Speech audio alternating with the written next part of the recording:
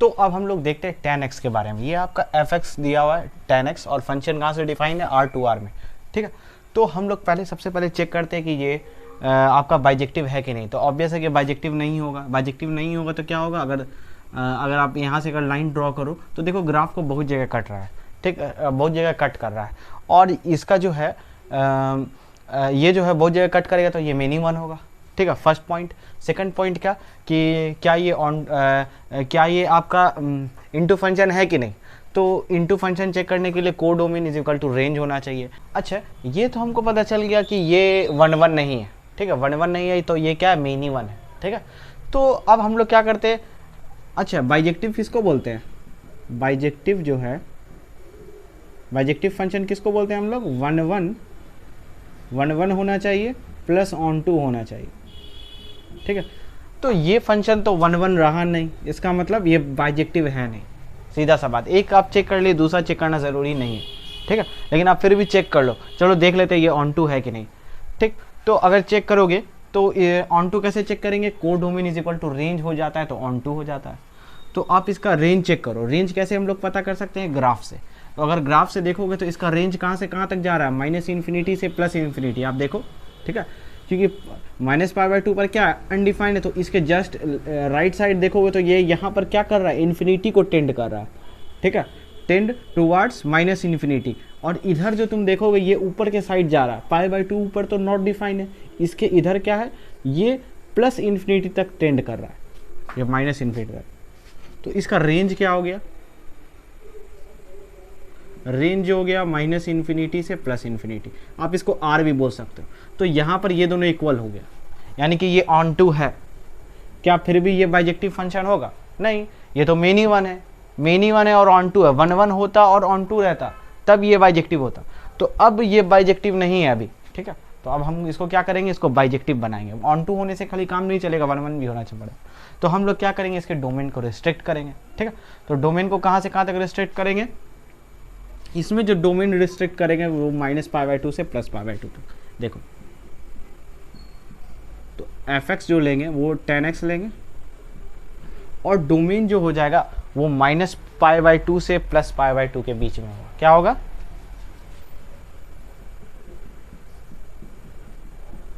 -π/2 से +π/2 के बीच में होगा इसका डोमेन, ठीक है। यहाँ पर ये ब्रैकेट नहीं है, क्योंकि इस पर π/2 पर तो अनडिफाइंड है, ठीक है, इसका वैल्यू क्या है, नॉट डिफाइंड, ठीक है। तो ये वाला ब्रैकेट नहीं होगा, यहाँ पर ओपन ब्रैकेट होगा, ठीक है, -π/2 दोनों पर। और रेंज क्या हो जाएगा, अब ये क्या हो जाएगा, ये 1 1 हो जाएगा इसके बीच, ठीक है, -π/2 से π/2 के बीच 1 1 भी हो जाएगा और ऑन टू भी हो जाएगा, ठीक है। तो पहले इसको नोट कर लो, फिर हम लोग आगे बढ़ते हैं। तो हम लोग देख लिए कि ये फंक्शन जो है वो बाइजेक्टिव था, ठीक है, 1 1 और ऑन टू था, ठीक। कहाँ, किसके रेंज में, तो -π/2 से +π/2 के ये डोमेन के अंदर जो है वो क्या था, ये फंक्शन 1 1 ऑन टू था, ठीक है। तो ये y = tan x, ये आपका दिया हुआ डोमेन और ये आपका दिया हुआ है रेंज, ठीक है। तो अब देखिए, अब हम लोग बात करते हैं कि इसको रिप्रेजेंट कैसे करते हैं, ठीक है, f इनवर्स x को, ठीक। तो representation of f inverse x, sorry tan inverse x, तो हम लोग इसको ऐसे ही रिप्रेजेंट करते हैं, f of inverse x is equal to tan inverse x, ठीक है, इसको ऐसे रिप्रेजेंट करते हैं। और हम आपको बताएं, जब भी कोई फंक्शन एक दूसरे का इन्वर्स हो तो क्या होता है, इसका डोमेन एक आपस में डोमेन और रेंज क्या हो जाता है, चेंज हो जाता है। तो ये ट्रिग्नोमेट्रिक फंक्शन था और ये इन्वर्स फंक्शन था, दोनों का डोमेन क्या हो जाएगा, डोमेन और रेंज आपस में इंटरचेंज हो जाएगा। तो अब हो जाएगा इसका रेंज, अब जो इसका डोमेन हो जाएगा वो हो जाएगा -∞ से +∞, और रेंज जो हो जाएगा वो आपका हो जाएगा -π/2 से +π/2 ओपन ब्रैकेट, यानी ये π/2 पर नहीं होगा, -π/2 और +π/2 पर नहीं होगा, इसके बीच होगा, ठीक। तो ये था। अब हम लोग इसका ग्राफ देखते हैं, क्या देखते हैं, ग्राफ देखते हैं। तो ये था रिप्रेजेंटेशन। अब हम लोग ग्राफ देखते हैं, graph of tan inverse x, ठीक। तो हम लोग पहले क्या करते हैं, सिंपल y = tan x का ग्राफ बनाते हैं और x y को फिर हम लोग इंटरचेंज करके tan इनवर्स x का वही वैल्यू निकाल लेंगे, ठीक। तो हम लोग यहाँ y = tan x का ग्राफ बनाते हैं, तो एक जगह x लेते हैं और एक जगह y लेते हैं। तो जब x 0 रखेंगे तो tan 0 का वैल्यू क्या होता है, 0 होता है, ये सबको पता है। फिर एक बार π/2 लेते हैं तो tan π/2 पर क्या होता है, ये अनडिफाइंड होता है, ठीक है, प्लस इन्फिनिटी, ठीक है। और माइनस π/2 पर क्या हो जाएगा, अनडिफाइंड बोलो, ये हो जाएगा माइनस अनडिफाइंड, ठीक है। तो अब इसी तरह हम लोग बात करते हैं tan इनवर्स x का ग्राफ कैसे बनेगा, ठीक है। तो हम लोग सिंपल क्या करते हैं, x और y को इंटरचेंज कर देते हैं, ये x हो गया, ये y हो गया, ये 0 है तो ये भी 0, और ये प्लस अनडिफाइंड है तो ये π/2 पर होगा, ठीक। और ये माइनस अनडिफाइंड है तो ये क्या हो जाएगा, माइनस π/2 पर होगा। तो अब हम लोग इसको लेके ग्राफ बनाते हैं, ठीक है।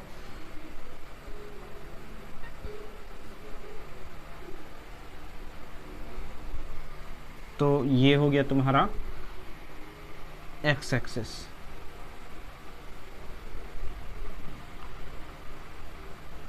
ठीक है।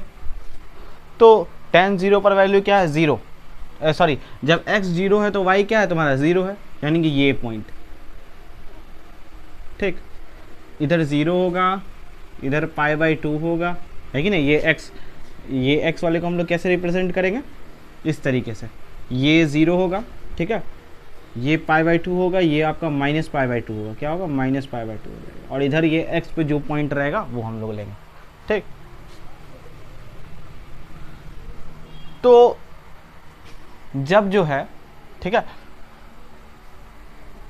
tan 0 पर वैल्यू क्या है, 0, और tan ये इन्फिनिटी पर आपका क्या वैल्यू है, यानी कि अगर हम लोग इन्फिनिटी यहाँ पर रखते हैं, x के जगह पर हम लोग यहाँ इन्फिनिटी रखे तो यहाँ पर वैल्यू आपको क्या मिलेगा, π/2 मिलेगा, है कि नहीं, π/2 मिलेगा। तो यहाँ पर वैल्यू क्या, कहाँ पर आपको अप्रोच कर रहा है, यानी कि π/2 पर जो वैल्यू होगा वो क्या होगा, आपका अनडिफाइन होगा, यानी कि बेसिकली इसका ग्राफ जो बनेगा वो कुछ इस तरीके से बनेगा, π/2 पर ये आपको टेंड करेगा कहाँ पर, इन्फिनिटी पर, यानी कि π/2 पर तो ये अनडिफाइन है, देख लो यहाँ पर, जहाँ पर अनडिफाइन है वहाँ पर हम आपको डॉटेड लाइन बना करके दिखा देते हैं। यहाँ पर भी देखो ये क्या है, अनडिफाइन है,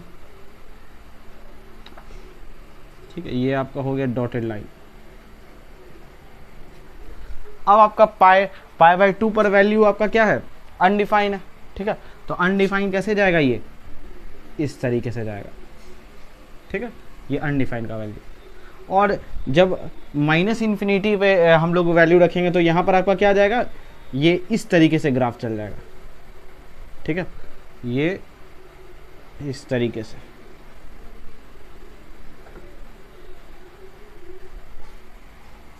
ठीक। π/2 पर तो वैल्यू क्या है तुम्हारा, नॉट डिफाइन है, और ये यहाँ पर ये कहाँ तक चला जाएगा, इन्फिनिटी पर टेंड कर जाएगा, ठीक है। इसका ग्राफ बेसिकली ऐसे बनेगा। और आप चाहे तो आप क्या कर सकते हो, इसी ग्राफ का मिरर इमेज बना सकते हो। ये tan x है, ठीक है, आप क्या करो, यहाँ से एक y = x का लाइन ड्रॉ करो, ठीक है, ये y = x का लाइन है, ठीक।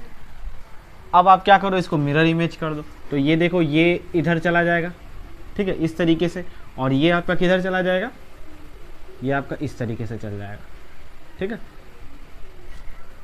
तो देख लो अब सेम आपका उसी तरीके से ग्राफ बना है।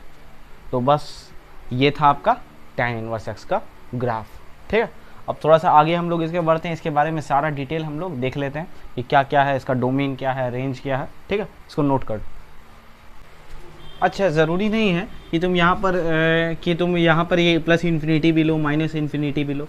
तुम क्या कर सकते हो, यहाँ पर π/3 वैल्यू ले सकते हो तो वो यहाँ लाई करेगा, ठीक है। π/6 लोगे तो वो यहाँ लाई करेगा, ठीक है, जो भी वैल्यू, सॉरी π/6 यहाँ लाई करेगा, π/3 यहाँ लाई करेगा।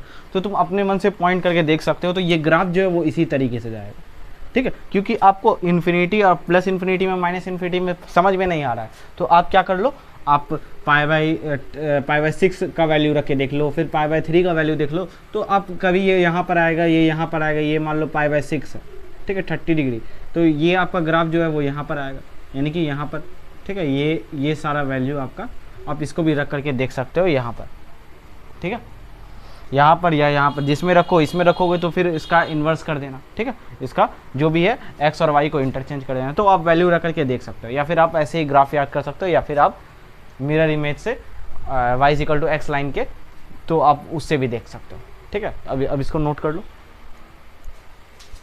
तो अब हम इस ग्राफ का, यानी कि y = tan इनवर्स x के ग्राफ का हम लोग सारा चीज़ इंपॉर्टेंट पॉइंट जो है वो हम लोग देख लेते हैं, ठीक है। इंपॉर्टेंट पॉइंट्स, पहला चीज़ इसका डोमेन क्या है, ठीक है। तो डोमेन कहाँ से जा रहा है, माइनस इन्फिनिटी से प्लस इन्फिनिटी की तरफ जा रहा है, जिसका डोमेन क्या हो गया, माइनस इन्फिनिटी से प्लस इन्फिनिटी, यानी कि ये जो वैल्यू होगा, ठीक है, ये डोमेन का क्या होगा, माइनस इन्फिनिटी से प्लस इन्फिनिटी। और रेंज आपका क्या होगा, तो रेंज देखो सारा value minus pi by two से माइनस पाई बाई टू से प्लस पाई बाई टू के बीच में आ रहा है, तो ये हो गया, ठीक। फिर देखेंगे कि ये कंटिन्यूस है कि नहीं, हाँ है, बिल्कुल, बगैर पेन और मार्कर उठाए हुए तुम ग्राफ इसका बना सकते हो, जो भी डोमेन दिया हुआ माइनस इन्फिनिटी से प्लस इन्फिनिटी। तो हम क्या बोलेंगे, ये कंटिन्यूस है, continuous for all x belongs to minus infinity से प्लस इन्फिनिटी के बीच, ठीक है। और ये डिफरेंशिएबल है, हाँ ये भी डिफरेंशिएबल भी है, ठीक है, कहीं पर भी शार्प एज नहीं है, ठीक है, डिफरेंशिएबल है, कहाँ से कहाँ तक, माइनस पाई बाई टू से प्लस पाई बाई टू के बीच, यानी कि for all x belongs to minus infinity से प्लस इन्फिनिटी, यानी कि ये डिफरेंशिएबल है इन इट्स डोमेन, ठीक है, ये अपने डोमेन में क्या है, डिफरेंशिएबल है। फिर क्या ये पीरियोडिक है, तो ये पीरियोडिक नहीं है, ठीक है, एक बार ग्राफ है, कहीं पर रिपीट नहीं कर रहा है, ठीक है, तो ये अपीरियोडिक है। क्या ये ओड फंक्शन है या इवन फंक्शन है, हाँ, तो ये सिमेट्रिक अबाउट ओरिजिन है, यानी कि अगर यहाँ से तुम इस पॉइंट पर आते हो तो सेम डिस्टेंस अगर ट्रैवल करोगे तो यहाँ पर इसका कोऑर्डिनेट भी क्या होगा तुम्हारा, ये दोनों कोऑर्डिनेट तुम आपस में इक्वल होगा, इक्वल मतलब इक्वल डिस्टेंस पर होगा, या फिर इसका और इसका कोऑर्डिनेट जो सेम होगा, खाली माइनस और प्लस का डिफरेंस होगा, ठीक है। तो तुम ऐसे भी देख सकते हो, ये क्या है, सिमेट्रिक अबाउट ओरिजिन है, तो इसका मतलब ये ऑड फंक्शन है। ऑड फंक्शन आपको पहले भी बताएं, ठीक। और उसके बाद हम आपको क्या बताए हैं कि अच्छा, ऑड फंक्शन का एक और फॉर्मूला आता है, F of minus X is equal to minus of F X होता है, ठीक है, ये भी आप ध्यान रख सकते हो। और क्या बचा, ये हो गया। और क्या ये बाउंडेड है, तो हाँ ये भी बाउंडेड है।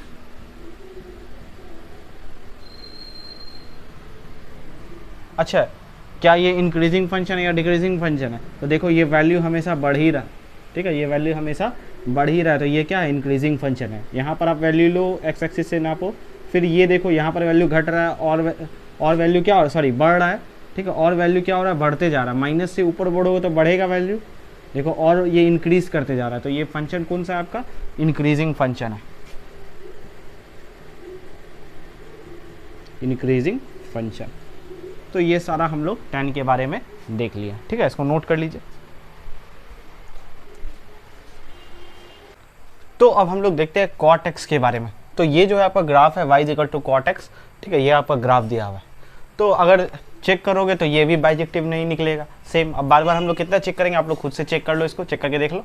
तो ये क्या है, ये बाइजेक्टिव फंक्शन है, क्योंकि अगर चेक करोगे तो ये सबसे पहली बात 1 1 नहीं है, ठीक है, क्योंकि हर जगह अगर हॉरिजॉन्टल लाइन आप ड्रॉ करते हो तो ये आप देखो ग्राफ को हर जगह पर कट करेगा, जब पहला 1 1 ही नहीं रहा तो बाइजेक्टिव नहीं होगा, ठीक है। तो ये अभी बाइजेक्टिव नहीं है, ठीक।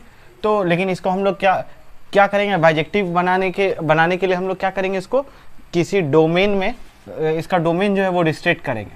अभी तो ये बाइजेक्टिव है नहीं, तो अब हम लोग क्या करेंगे, इसको बाइजेक्टिव बनाने के लिए इसका डोमेन को रिस्ट्रिक्ट करेंगे। तो अब जो इसका डोमेन लेंगे वो लेंगे डोमेन 0 से पाए, ठीक है, 0 से पाए लेंगे। क्या लेंगे, डोमेन को रिस्ट्रिक्ट करके हम लोग क्या लेंगे, यहाँ पर डोमेन 0 से पाए। और 0 से पाए एक चीज़ और ध्यान रखना है, क्या ध्यान रखना है, पाए लेंगे, लेकिन पाए पर क्या होगा, ये ओपन ब्रैकेट होगा, और 0 पर भी क्या होगा, ओपन ब्रैकेट होगा, क्योंकि 0 और पाई पर दोनों पर वैल्यू नॉट डिफाइन है, ठीक है, दोनों पर वैल्यू क्या है, नॉट डिफाइन है, ठीक। तो इसीलिए क्या होगा, यहाँ पर ये ओपन ब्रैकेट होगा, ठीक है। और रेंज आपका इसका क्या हो जाएगा, रेंज हो जाएगा आपका माइनस इन्फिनिटी से प्लस इन्फिनिटी, ये आप देख लो, ठीक है, ये कहाँ जा रहा है, माइनस इन्फिनिटी से प्लस इन्फिनिटी की तरफ जा रहा है, ठीक है। ये आपका क्या हो जाएगा, रेंज हो जाएगा। तो अब हम लोग रिस्ट्रिक्ट जैसे कर लिए, तो ये क्या हो गया, बाइजेक्टिव फंक्शन हो गया, ठीक है, अपने डोमेन में, यानी कि 0 से पाई के बीच में ये फंक्शन बाइजेक्टिव है, ठीक है, यानी कि इसका इन्वर्स क्या करेगा, एग्जिस्ट करेगा, ठीक है, इन्वर्स इज एग्जिस्ट, इसका इन्वर्स एग्जिस्ट करेगा। और जब इसका इन्वर्स एग्जिस्ट करेगा तो हम इसको कैसे लिख सकते हैं, ठीक है, हम लोग कैसे रिप्रेजेंट कर सकते हैं, कॉट इनवर्स एक्स से, ठीक है। बहुत जगह एफ इनवर्स एक्स को वाई भी हम लोग लिखते हैं, ठीक। और जैसे ही ये इन्वर्स होगा, यानी कि इसका इन्वर्स एग्जिस्ट करेगा, तो डोमेन और रेंज जो है यहाँ पर क्या होगा, वो इंटरचेंज हो जाएगा। यानी कि अब जो हो जाएगा, इस फंक्शन का डोमेन जो हो जाएगा वो -∞ से +∞ की तरफ हो जाएगा, ठीक। और रेंज जो हो जाएगा वो आपका हो जाएगा 0 से पाई के बीच में, ठीक। तो हम लोग देखते हैं ग्राफ ऑफ कॉट एक्स, ठीक है। कॉट एक्स का थोड़ा सा हम लोग ग्राफ देख लेते हैं। तो ये हो गया आपका y = कॉट एक्स फंक्शन, इसका ग्राफ ड्रॉ कर लेते हैं सबसे पहले, इधर x और इधर y। तो 0 पर वैल्यू क्या होगा, 0 पर वैल्यू हो जाएगा अनडिफाइंड, ठीक है। और π/2 पर वैल्यू क्या हो जाएगा, 0। उसी तरह अगर -π/2 का अगर वैल्यू लोगे, ठीक है, तो यहाँ पर आपका क्या हो जाएगा, ये 0 हो जाएगा, ठीक है। अगर बीच में π/4 कहीं पर लेते हो, ठीक है, π/2 यानी कि π/4 अगर कहीं पर लेते हो तो उसका वैल्यू आपका क्या हो जाएगा 1, क्योंकि cot π/4 का वैल्यू क्या होता है 1। तो इसी तरह अगर हम लोग अब कॉट इनवर्स एक्स का अगर हम लोग ग्राफ करें तो क्या हो जाएगा, ये सारा इंटरचेंज हो जाएगा, ठीक है। डोमेन और रेंज यानी कि इंटरचेंज हो जाता है, सारे को पता है। ये अनडिफाइंड पर वैल्यू आपका क्या हो जाएगा, 0 हो जाएगा, ठीक है। और एक वैल्यू अगर आप और लेना चाहो तो पाई पर वैल्यू भी क्या जा रहा है, ये भी आ जा रहा है आपका माइनस अनडिफाइंड, ठीक है। तो सारा वैल्यू क्या कर दो, आप इसको अपोजिट कर दो, ठीक है। 0 पर वैल्यू क्या हो जाएगा, π/2, 1 पर π/4, ठीक है, -π/2 पर 0, और यहाँ हो जाएगा आपका पाई। अब हम लोग क्या करते हैं, इसको लेकर के ग्राफ ड्रॉ कर लेते हैं। और जब इसको लेकर ग्राफ ड्रॉ करेंगे तो कुछ ऐसा ग्राफ आएगा, ठीक है। ग्राफ जब ड्रॉ करोगे तो ये कुछ इस तरीके से आएगा, ये इस तरीके से जाएगा, ठीक। ये जो है वो कुछ इस तरीके से जाएगा ग्राफ। थोड़ा सा ग्राफ सही नहीं बना है, ठीक है। ये इस तरीके से जाएगा, ये आपका किसका ग्राफ हो जाएगा, y = कॉट इनवर्स एक्स का ग्राफ हो जाएगा, ठीक। तो चलो हम लोग इस टेबल के, ठीक है, अकॉर्डिंग हम लोग इस ग्राफ को चेक कर लेते हैं क्या ये सही है कि नहीं है, ठीक है। तो जब x का वैल्यू 0 है तो y का वैल्यू आपका क्या हो गया, π/2, यानी कि ये वाला वैल्यू हो जाएगा, यानी कि ये हो जाएगा π/2। इसी तरह जब आप x का वैल्यू 1 यानी कि 1 की तरफ बढ़ोगे तब यहाँ पर आपका π/4 हो जाएगा, यानी कि π/4 थोड़ा सा नीचे होगा, क्योंकि π/2 तो 1.5 होता है और π/4 क्या होगा 1.5 से कम, यानी कि यहाँ पर कहीं होगा, तो ये वैल्यू यहाँ पर ला करेगा, ठीक है। उसी तरह अगर हम लोग, अच्छा, यहाँ पर तुम ये क्या कर सकते हो, इसको इग्नोर कर सकते हो। क्यों इग्नोर कर सकते हो, क्योंकि ये -π/2 से तुमको कोई लेना देना है ही नहीं। क्यों नहीं लेना देना, क्योंकि इसका वैल्यू जो है वो हमेशा 0 से पाई के बीच में ही लाई करेगा। हम लोग जानते हैं इसका डोमेन क्या है, डोमेन जो है वो 0 से पाई के बीच में, यानी कि जब भी वैल्यू लाई करेगा तो इसके बीच में ही लाई करेगा, माइनस वाले से हमको कोई मतलब है ही नहीं, ठीक है। तो यहाँ पर ये पाई है, ठीक है। तो हम लोग उसको नीचे वाला लेंगे ही नहीं, क्योंकि हम लोग बात कहाँ से कहाँ कर रहे हैं, 0 से पाई के बीच में बात कर रहे हैं, ठीक है। तो अब अगर वैल्यू हम लोग लेंगे, ठीक है, माइनस अगर वैल्यू लोगे तो वहाँ क्या होगा, वो पाई पर पहुँचेगा, ठीक है।